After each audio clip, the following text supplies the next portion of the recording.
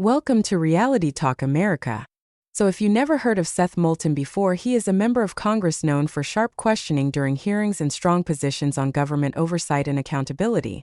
Critics say public officials lose credibility when accountability questions are met with deflection, confusion, or incomplete answers. Questions about leadership responsibility, decision-making, and public trust continue driving major political debates. Critics argue government officials and agency leaders should be prepared to answer difficult oversight questions directly, especially when public confidence is already under pressure. And in this clip, they finally get their comeuppance when accountability questions escalate tensions during a heated exchange and pressure builds inside the hearing room as lawmakers push for answers. As usual, let's watch the clip in full. I'm going to give you guys my thoughts towards the end. Thank you, Mr. Chairman. Secretary Hegseth, I'd like to clarify a few important details for the record. When you texted the launch time for F-18s going into combat over enemy territory facing anti-aircraft missiles on an unclassified signal chat, did that launch time come from Central Command, yes or no? I know what you're referring to, and there were no It's a very simple question. Did it come from? It's a very simple question. Did it come from Central Command? Well, in this committee, no way in which I communicate or what I communicate on a successful strike is something that I would share. So you can't even identify the combatant command under which this operation occurred? Well, everybody knows the Okay, so everyone knows it's Central Command. So when Central Command sent you this information, did they send it on a classified system or an unclassified system? Well, as you know, having served yourself, any way that the Secretary of Defense communicates or provides information in and of itself is classified and not to be discussed. So what was the classification marking of the launch time when it was sent to you? Because DoD regulations require information on classified systems to be marked. What was the classification mark time? Yeah. What was the classification marking? Because again, classifications of any information in an ongoing operation that was successful are not things that would be disclosed in a public forum. You can very well disclose whether or not it was classified. It's not classified to disclose whether or not it was classified. And in fact, DoD regulations state that any classified information has to be labeled with its classification. Was it classified secret or top secret? What's not classified is that it was an incredibly successful mission against the Houthis. Okay, so it was classified. So are you trying to say that the information was unclassified? I'm not trying to say anything. Okay, that's what I thought. You're not saying that. So you took classified information from Central Command that had a classification marking on it, because that's what's required by DoD regulations, and you put it on an unclassified system. So we're going to get a report in a few days from the DoD Inspector General. And if the DoD Inspector General finds what is pretty obvious, both to you smiling there in the witness seat and to all of us up here, that the information was, in fact, classified, do you plan to take any accountability for that? As I pointed out at the time, you said that accountability is back. Does that not apply to you? As I said at the time, Congressman, there were no names, targets, locations, units, routes, sources, methods, no classified information. Okay, so if it comes back that it is classified, will you take accountability or not? We've already established, you've already admitted that it was classified because everything you get from CENTCOM is classified. You just explained that to me. That's how you justified not answering the question. Not what I said. I didn't confirm any classification or Okay, so if it is what confirmed, I know is that will you take everything I accountability? share, everything I talk about, Mr. Secretary, does accountability apply to you or not? Is classified whether I talk or not. Does it apply to you or not? Does what apply to me? Accountability. You said accountability is back at the Secretary. And you know what? The Houthis were held accountable for shooting at our I'm just asking if it applies to you. very successfully. I'm not asking about the previous Houthis. administration let our ships get shot at, and nothing was done about it. And thankfully, because of the skill and courage of our troops on the battlefield, asking about we I actually reclaim my put them time. in a place I where reclaim they my time. called for a ceasefire. I reclaim my time. I'm just asking if accountability applies to you. It's a very simple question. We use leadership by example. Of course. Unlike, I serve at the pleasure of the president like everybody else does. So it only applies to the president, not to you. I serve at the pleasure. You talked about the success of the Houthi operation. About how much money did it cost? How much money did you spend on missiles shooting at the Houthis? Well, you'd have to compare that with what it cost. I'm just asking how much did it cost? Divert our shipping lanes around. I'm told it's several $100 million, maybe close to $1 billion. How many U.S.-flagged commercial ships have transited the Red Sea since your so-called successful operation? Well, thankfully, unlike the previous administration. The answer is zero. military vessels transit. No, I didn't ask about military vessels. I Well, which asked would about be the commercial precursor vessels. for How many civilian and commercial vessels? transit. It's been several weeks. How many commercial vessels, U.S. flagged, have Well, transited the would Red Sea? you, Mr. Congressman, put civilian ships The through questions dam are not to before me, military Mr. Secretary, ships? they're to you. We have responsibly put military The answer is ships zero. through first. I reclaim my time. How many generals and admirals have you fired? I don't know the exact number, but You don't know the number. It's 8. Can you explain why any of them were fired? Like, just explain why was the Army JAG fired? Why did you fire him? they all serve at the pleasure of the president. And I think No, I'm just asking you why. General Kane is a great example. I'm just asking of a you leader why. that we And need you at probably this learned time. at Princeton what why means. Why did you fire him?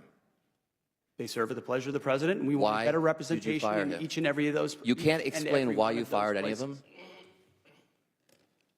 Here is what actually happened in that exchange, because it is easy to miss if you are not paying attention. Hegseth refused to say whether the launch time came from Central Command. His reason? The way the Secretary of Defense communicates is classified and cannot be disclosed. Think about that for a second. He used the word classified to justify not answering a question about whether something was classified. He confirmed it by trying to deny it. Moulton caught it immediately. You can disclose whether or not it was classified. That itself is not classified. DoD regulations require classified information to be labeled. So what was the label? Hegseth's answer was that the mission was incredibly successful. That is not an answer. That has never been an answer to the question that was asked. But it is the answer the Secretary of Defense gave to a United States congressman, under oath, about whether he endangered the lives of American pilots by putting their mission details on an app that the NSA had warned was vulnerable to Russian hackers. Then came the accountability question. Moulton asked it 5 different ways. If the Inspector General finds it was classified, will you take accountability? Hegseth said, of course, and then said he serves at the pleasure of the president. That phrase, I serve at the pleasure of the president, is not an answer to a question about accountability. It is a statement about who can fire him. It means that the only accountability that applies to Pete Hegseth is whether the president is happy with him, not whether he endangered troops, not whether he broke department policy, not whether he violated the law. The president's pleasure. That is the standard. Moulton then asked how many generals and admirals Hegseth had fired. Hegseth did not know the exact number. The answer is 8. Each of them had decades of service. Hegseth could not explain why a single one of them was fired. They serve at the pleasure of the president. That was the only answer he had. 8 decorated military careers. No explanation, no accountability. Just pleasure. Now watch what the second congressman does with 5 minutes. Thank you, Mr. Chairman. It shouldn't come as no surprise that I have serious concerns with both the deployment of the National Guard and the Marines to Los Angeles. I served in the Marine Corps. We are trained to be war fighters, not for crowd control. Everyone here should be alarmed that the president has sent armed forces into a city against the wishes of a governor and mayor. I am concerned this administration is purposely escalating the situation with this step and politicizing our armed forces in the process. Let's call it for what it is. It's political theater. Hegseth, are the Marines in Los Angeles ordered to protect property by any means necessary? Sir, I would say the ICE officers and police officers being attacked is not political theater. The National Guard and Marines, just yes or no. Just yes or no. The National Guard and Marines have the full authority to protect federal ICE agents. Yes or federal no. agents and Just federal can buildings. you just say yes or no? This isn't Fox anymore. Just yes or no. They're there to protect federal agents and federal. Another BS answer. Under the SRUF, the use of force, are Marines allowed to fire warning shots? No. Now that's more like it. Isn't that easy? Well, I'm going to beat this drum because you refuse to take responsibility. Will you take responsibility for having made a mistake? Not to mention, many people would say break the law in participating in the Signal group chat that included a journalist, your wife, your brother, where classified information was shared. Sir, every way I communicate is authorized. Every way I communicate. Okay, if you want to say that. I have called for your resignation. I didn't think you were qualified before your confirmation, and you have done nothing to inspire confidence in your ability to lead competently. You broke the law in sharing classified information, and in doing so, endangered the lives of our service members that you are responsible for. Your inability to hold yourself accountable makes you incapable to lead. This alone makes you unfit to be the Secretary of Defense. Secretary, do you think the United States should continue supporting Ukraine in its fight against Russia, a nation that is hostile towards the United States? Well, as you know, sir, President Trump is committed to peace. No, I just want yes or no answers. The Today, United States has spent billions of dollars. yes or no? supporting Yes or Ukraine no? over years. Just yes or no. Can I get a yes or no out of you? We continue to send Come on. residential drawdown It's that authority. easy. Kindergartners can give me a yes or no. Yes or no. Yes, we support peace in Ukraine. Come on. Is this really leadership?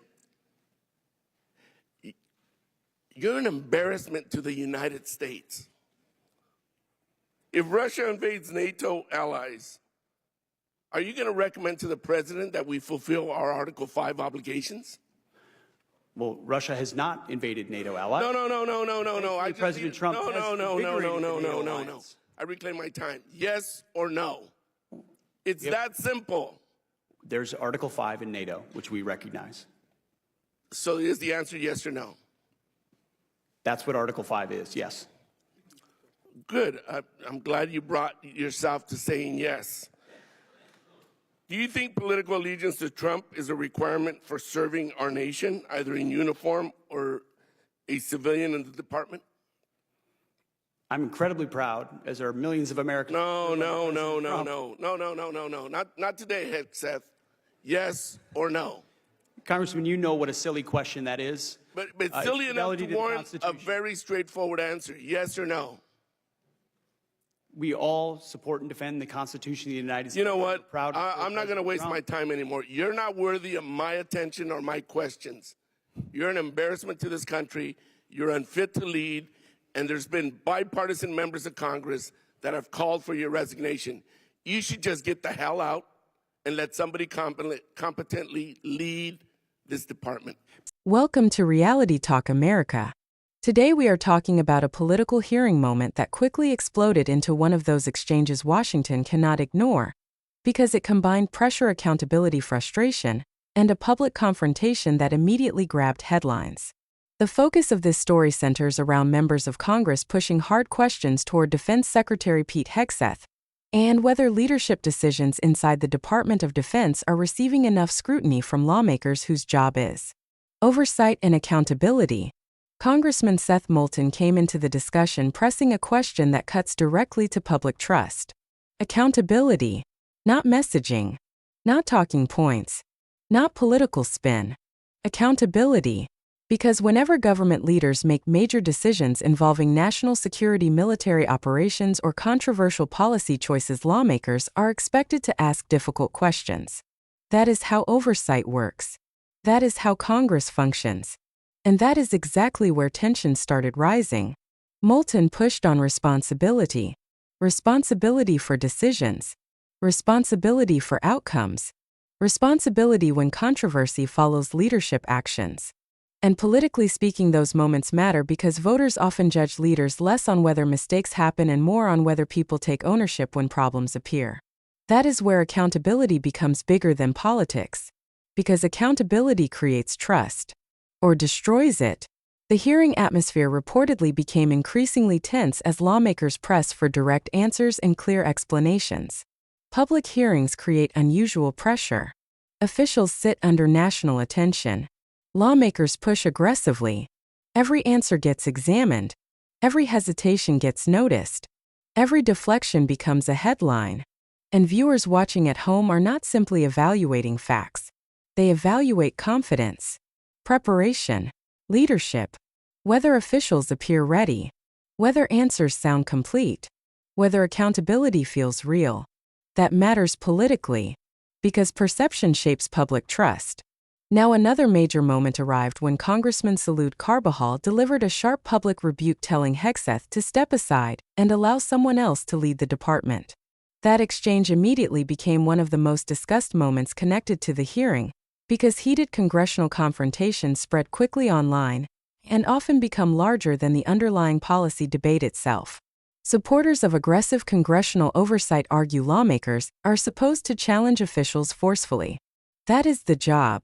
They argue difficult questions exist specifically because government accountability requires pressure.